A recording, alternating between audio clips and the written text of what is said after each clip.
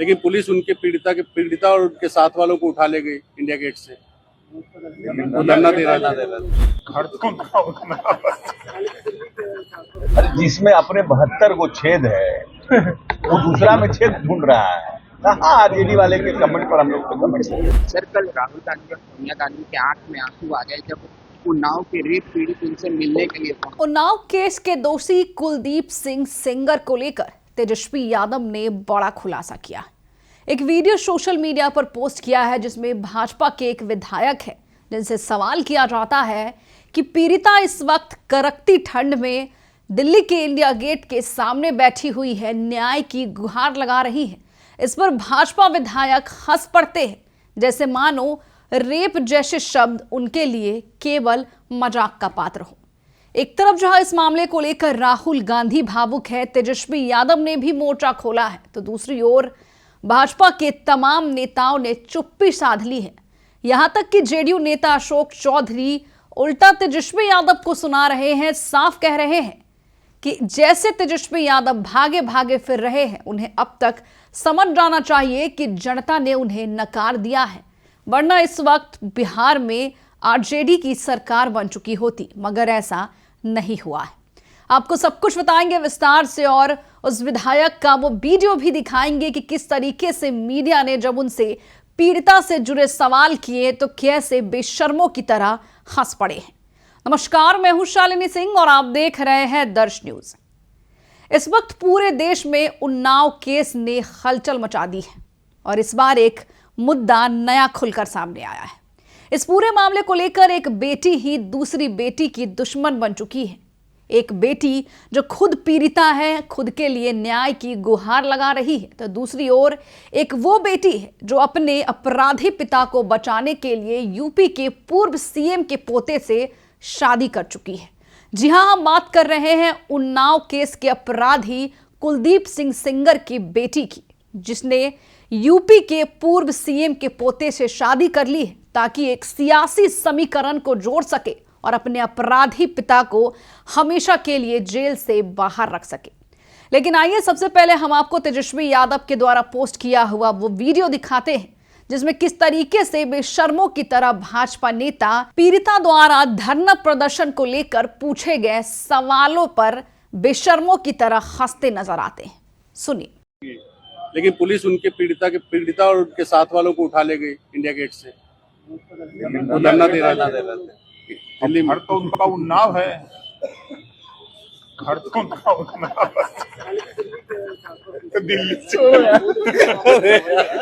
तो सुना आपने, एक तरफ जहां राहुल गांधी भी इस रिहाई मामले को लेकर भावुक है, तेजस्वी यादव ने भी मोर्चा खोला है, लेकिन पूरी भाजपा ने इस उन्नाव केस के मामले पर चुप्पी साध ली है।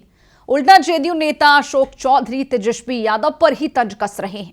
आइए सबसे पहले हम आपको अशोक चौधरी का बयान सुनाते हैं, उसके बाद हम आपको कांग्रेस नेता अखिलेश सिंह का भी बयान सुनाएंगे जिसमें वो उन्नाव केस को लेकर साफ कहते नजर आ रहे हैं कि अब भाजपा के किसी भी नेता में, किसी भी विधायक में शर्म नहीं बची, उनकी आंखों में पानी नहीं बची है। एक बेटी के साथ अत्याचार हो रहा है लेकिन सरकार बस तमाशबीन बनी हुई है। सुनिए। आरजेडी का ट्वीट आया है सर कि भाजपा और जदयू ने 20 वर्ष तक सिर्फ कमीशन खोरी का काम किया, इसीलिए तो उनको जनता ने रिजेक्ट कर दिया बुरी तरह से।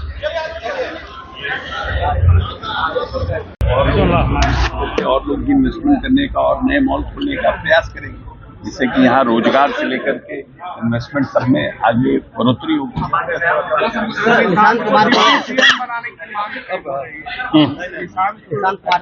डिप्टी सीएम के लिए चर्चा हो रही है। वो तो जिस दिन मुख्यमंत्री जी चाहेंगे उसमें किसी को डिमांड करने की क्या आवश्यकता है। जिस दिन नीतीश जी और निशांत जी चाहेंगे उस दिन हो जाएगा। सर, ये अभी शक्ति सिंह यादव की एक बाइट आई है। शक्ति सिंह के वो बाइट आई है। कौन है शक्ति सिंह? राजद वाले जो प्रवक्ता है, हाँ, उन्हीं की बाइट है कि प्रदेश सरकार जो है अपराधियों में जाति नहीं है, अपराधियों के बीच जाति ढूंढ। अरे जिसमें अपने 72 को छेद है वो दूसरा में छेद ढूंढ रहा है। हाँ, आरजेडी वाले के कमेंट पर हम लोग तो कमेंट करेंगे। सर, कल राहुल गांधी और सोनिया गांधी के आंख में आंसू आ गए जब उन्नाव के रेप पीड़ित उनसे मिलने के लिए पहुंचे। सर भाई, तो जिसमें भी मन होता होगा तो इस तरह की फीलिंग आना स्वाभाविक है। वो लोग भी मानव हैं, मानवीय गुणों से जिनको भी वास्ता होगा वैसा फीलिंग होगा। Thank you.